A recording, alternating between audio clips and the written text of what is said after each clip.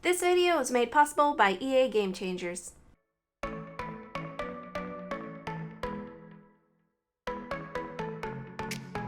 Hi guys, it's SimLicy here, so welcome to another speed build. So today I am building another family home, and this time I am building a family house here in Mount Komorebi, which is the new world coming with the next expansion pack, The Sims 4 Snowy Escape.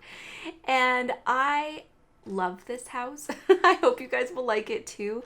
I think it turned out to be so cute. My approach to this house was to do something that was for a small to medium-sized family, and also I just wanted it to be cozy and a different color scheme than what I've done previously. I'm sure some of you guys probably know by now, or maybe most of you know by now, I did collaborate with the Sims team along with Deliracy, James Turner, and Little Simsy to create the lots for this expansion pack. And so I wanted this house to be different than, you know, the family home that I did for that one, and also the rental as well, and then also different than the other rental that I built during my early access with this expansion pack. And I am really pleased with it. I think the green roof just like makes the house, and like the orangey wood tones, but I'm sure if you guys have been watching my channel for a while, you know how much I love the orange wood tones in The Sims, and I can't believe I can't believe I haven't done the orangey wood yet. Like, it took me how many builds? 5 builds into the game. Wait, is it 5? I had the bar. So there's 3 for the expansion pack and then 1 other. Okay, yeah, this is the 5th one. So, yeah, I can't believe it took me that long. I did try out this color scheme with the rental, actually, and I really did like it, but I wanted to do something light and airy, and so I went a different style. But I mean, that's such an easy fix to change up the color scheme of a build, so I'm not too worried about it. But either way, you will notice some similarities if you watched my rental house that I just shared a few days ago by now. I actually am a little bit late uploading this build because I've just been struggling with doing the voiceover. I'm sure most of you guys also know by now that I am pregnant, and so sitting here and talking for long periods of time is just kind of exhausting now at this point. And so sometimes I struggle, and so it just took me a few days to get up the energy to do a voiceover and sit here and talk. Sometimes it's just really exhausting, like compared to other days. Other days it's easy and other days it's not. So lately it's not been that easy, but either way, yeah, you will notice some similarities to that rental house that I shared. The backyard is very similar to the side yard in that rental house. And that's because I used some, I think, sandy terrain paint. I think in the other one I used a combination of sandy and gravel terrain paint. And then I also used the debug statues, and then just plants and stuff that I found in the debug menu, and also the build and buy catalog. And I love it so much. I feel like the debug and the live edit objects really make builds so much more interesting and special. I don't know if you guys agree with me, but that's how I feel. I don't know, they just like bring it to a different level. Like, I really don't know how to explain it, but I really like being able to use the statues. And with the collaboration for this expansion pack, we weren't allowed to use the debug and live edit objects in our builds. And so I was really missing them. We also weren't allowed to use the bracket keys to size objects up and down or raise and lower them with the 0 and 9 key. That's how you raise and lower them. But so I've been missing that as well. So it's really nice just being able to utilize those different abilities in The Sims and also move objects too. I really just missed being able to use those when building. And also I'm missing the other packs because this is also a base game and Snowy Escape only build. But as soon as the pack is released on November, is it 13th? I think is when it was released. Yeah, I can't wait to have my hands on it so I can actually build houses with all of the other packs and just have like everything to my disposal and see what I can come up with. I'm really looking forward to that. And then also the update is going to bring us the new platform tool. As you can see, I'm messing around with it here. I was trying to elevate the dining room, but it was messing with the stairs on the back of the house, so I had to get rid of that idea. But either way, I can't wait for the platform tool. Like, I don't even want to build in my game without it at the moment, like I think it is such a good tool.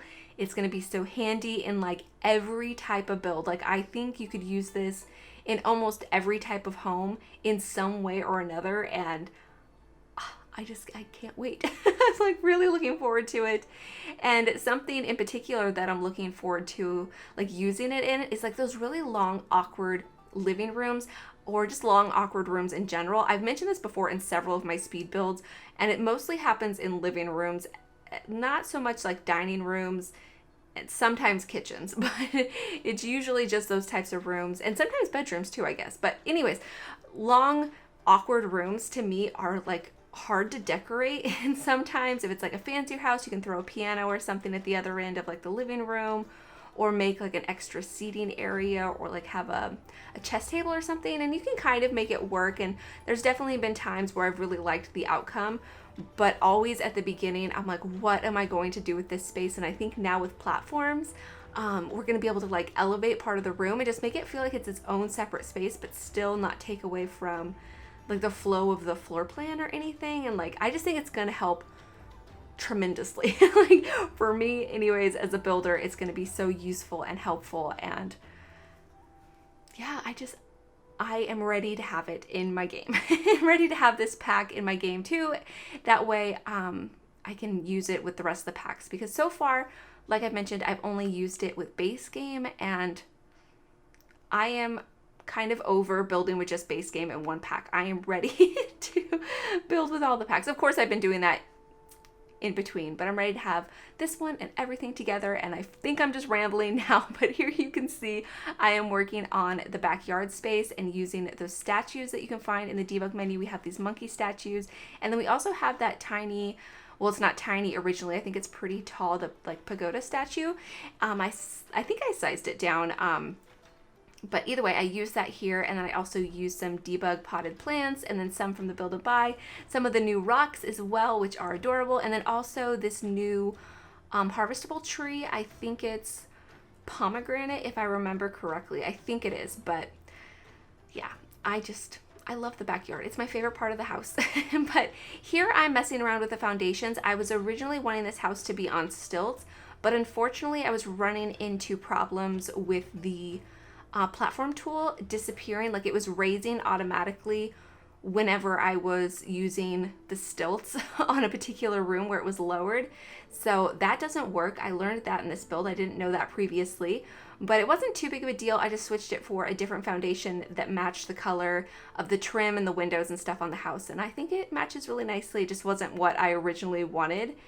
But here I'm just continuing with the landscaping using lots of live edit objects plants.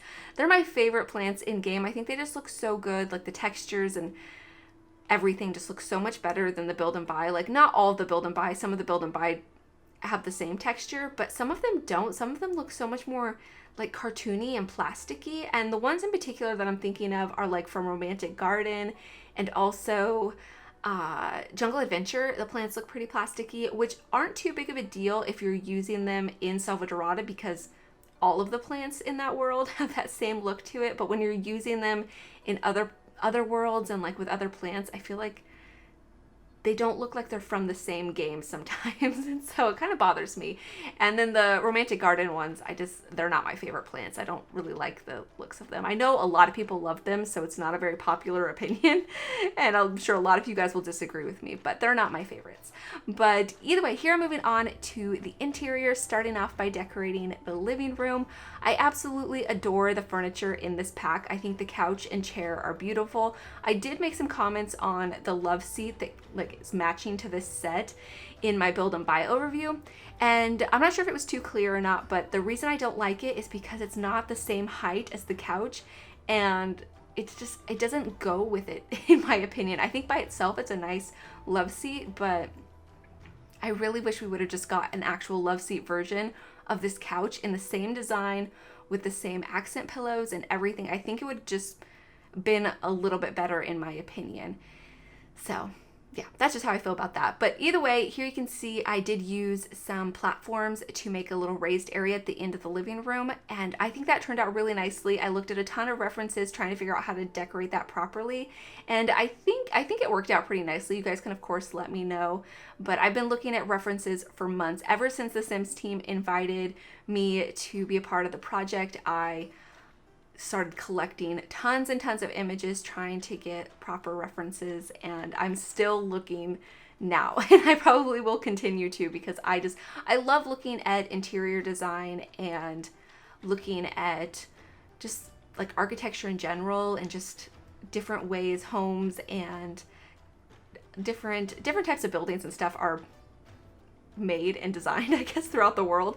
I really enjoy it. So it's been a lot of fun. But either way, here is the downstairs bathroom. There are 2 bathrooms in this build, I believe. If I forget anything or get confused, I did build this like a week ago, so forgive me if I forget anything about the floor plan or what I've done here. But yeah, there is 2 bathrooms. I think there's the one downstairs and then a shared bathroom for the family upstairs. And you will notice I'm messing with the curtains a ton in this build. I was so indecisive.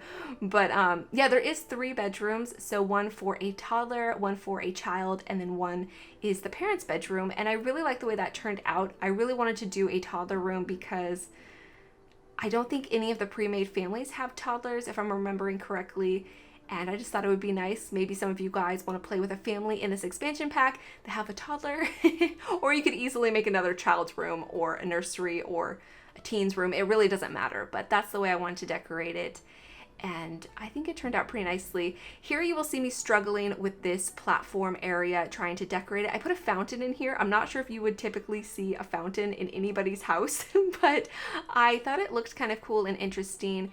And then for the moment to the right of it, I do have that vase that I sized up, and I think it looks okay. It's just something about it was bothering me, so I end up actually using a china cabinet, and I size it down just to fit the space a little bit better. And I think it looks nice. I don't know. You'll see it in the screenshots, so you guys can let me know what you think, but I kind of struggled with that area. Just, I think having the limited amount of decorations was really getting to me in that area. And so maybe if I would have had some, maybe like Dine Out or City Living or something, those are the 2 packs that really stand out to me that I think are going to go nicely with this pack. And also Spa Day too. Spa Day is going to be really nice. But here is the kitchen. The kitchen is very tiny. It's just like in this little nook, and I think it's really adorable. I absolutely love the counters. I love the new stove and the refrigerator. I think they're all really nice.